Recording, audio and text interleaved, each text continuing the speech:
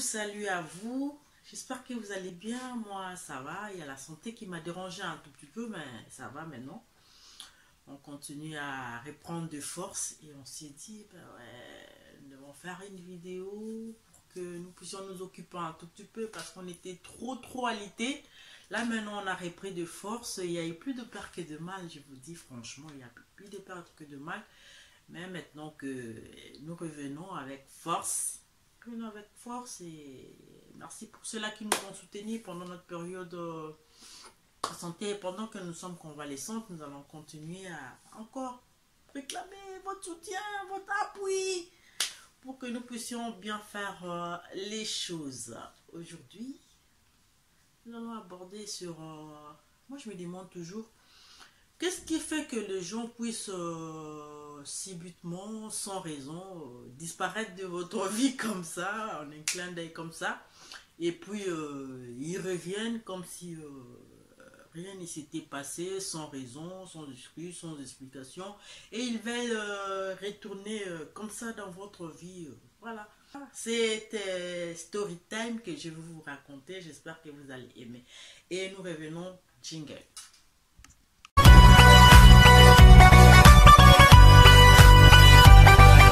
J'espère que vous allez bien. Je disais, vous savez, je vais vous raconter cette histoire. C'est marrant et c'est aussi triste parce que vous pouvez passer à côté d'une belle histoire à cause d'une simple caprice, à cause d'un simple geste que vous n'avez pas pensé.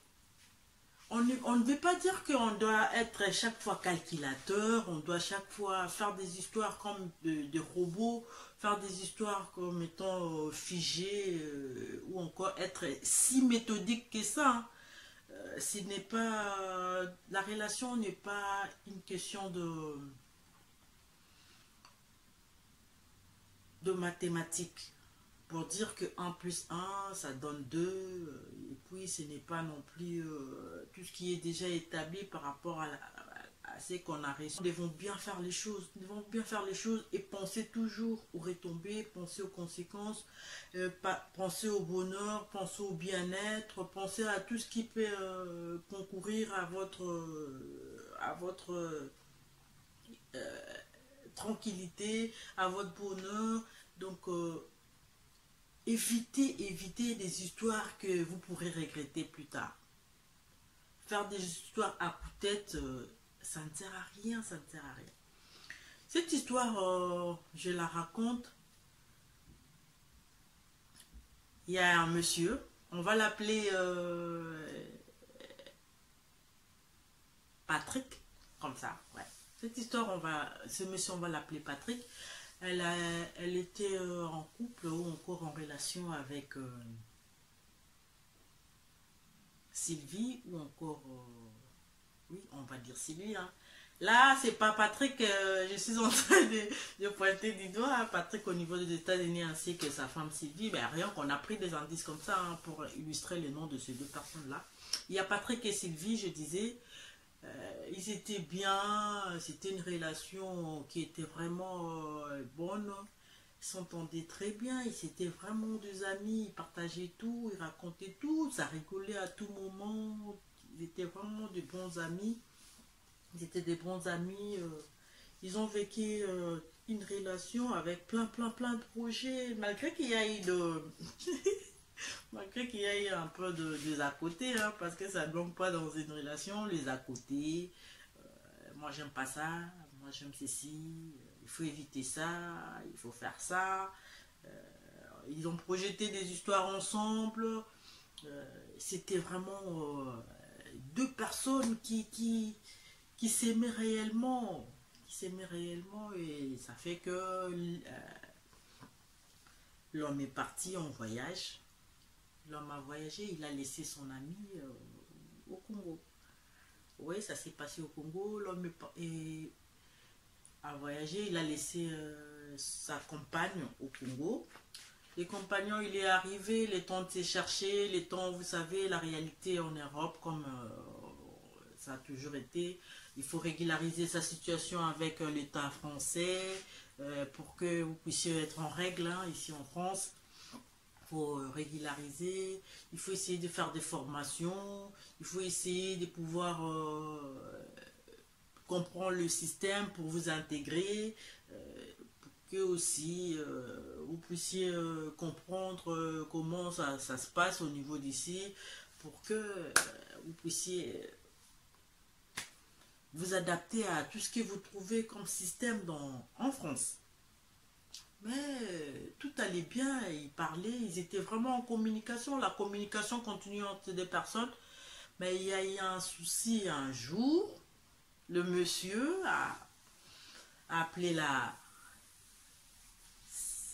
sa chérie ou encore sa compagne pour lui annoncer, ben voilà, il y a une promesse d'embauche.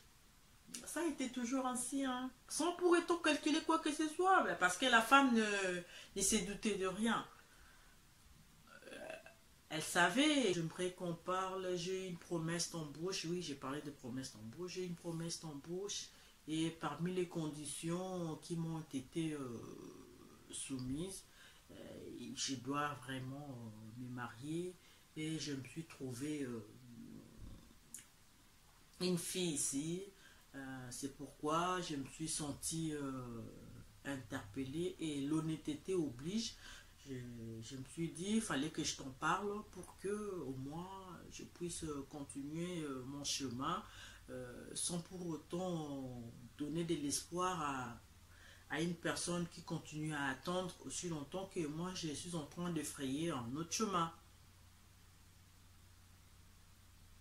Ben, moi, j'ai aimé la réaction de Sylvie parce que Sylvie s'est dit, ben, oui, ben, je ne sais pas quelle est cette réalité que tu es en train de traverser au niveau de l'Europe, au niveau de la France, mais je ne te souhaite que bonne chance. Bonne chance parce que même si je faisais un problème, même si j'en faisais un scandale, aussi longtemps qu'il y a la distance qui nous sépare, je ne sais rien faire. Le mien serait, comme il est honnête, comme Patrick est honnête vis-à-vis de moi, je ne fais que lui souhaiter bonne chance par rapport à cette décision qu'il a prise. Et on va tourner la page comme ça au moins. Moi de mon côté, je vais essayer aussi de voir les choses autrement. On tourne la page pour que nous puissions écrire une nouvelle histoire. C'est comme ça que Sylvie a réagi. Patrick était surpris, je vous dis, Patrick était surpris. Il ne pensait pas, il ne s'attendait pas à ce que Sylvie puisse réagir de la sorte. Il pensait que, comme je dis à Sylvie, que tout est fini. Je ne sais pas c'était quoi l'intention. Peut-être qu'il pensait que Sylvie va le supplier, va lui dire non, il ne faudrait pas faire ça. Non, reconsidère ou encore considère notre relation, reconsidère ta décision, essaye de voir tout ce qu'on a vécu ensemble. Ben oui, tout ça, c'est passé dans la tête de Sylvie. Elle s'est dit tout ça, mais elle était dans l'incapacité de pouvoir le retenir. Vous savez, lorsqu'une personne prend une décision et ils viennent vous l'annoncer, c'est supposé que cette décision a été mûrie. La personne a pris suffisamment son temps pour peser le pour et le contre, les tenants, les aboutissants. Et il s'est dit, ben oui, voilà, maintenant je peux réellement maintenant prendre cette décision. Sylvie l'a compris ainsi, ça c'est ainsi c'est la maturité. C'est la maturité. Même si tu fais un problème, même si tu insultes, même si tu causes du scandale par rapport à tout ça, aussi longtemps que la personne a pris la décision, tu ne sais rien faire. Tu ne sais rien faire. Et Patrick s'est dit, non, ben, tu ne peux pas me souhaiter bonne chance. Ma foi, qu'est-ce que tu voulais entendre? Il voulait juste entendre que Sylvie puisse lui supplier, mais malchance, on peut dire ainsi. Sylvie n'a pas supplié. Sylvie a souhaité rien que un bon départ à une personne. Vous savez, quand on aime une personne, quand il veut faire son chemin, on ne peut que lui souhaiter une bonne chance, que la personne puisse réussir dans sa vie. Ça ne sert à rien de pouvoir souhaiter un malheur aussi longtemps que vous également, vous allez faire votre chemin. C'est que tu ne veux pas que l'on fasse pour toi, ne le fais pas pour l'autre. Donc Sylvie a compris cette réalité et Patrick ne voulait pas croire à ce que non, je n'ai pas besoin de chance, il n'a même pas question de chance, il est question de ce que moi je suis en train de vivre ici. Sylvie lui dit ben moi je te comprends, oui. Tout ce que tu dis là, c'est vrai, je te comprends. Voilà pourquoi moi je ne peux que te souhaiter bonne chance dans cette nouvelle relation, que tu puisses réellement vivre ton bonheur et que cette opportunité d'embauche puisse réellement être bien pour toi, pour que tu puisses avoir un avenir meilleur, mais confortable avec celle que tu as appelée. Parce que Patrick a même donné le nom de la personne avec qui il comptait se marier par rapport à cette embauche-là, cette promesse d'embauche. C'est pourquoi je vous dis, donc c'était une relation qui avait déjà commencé, qui a été mûrie et cette décision a été prise.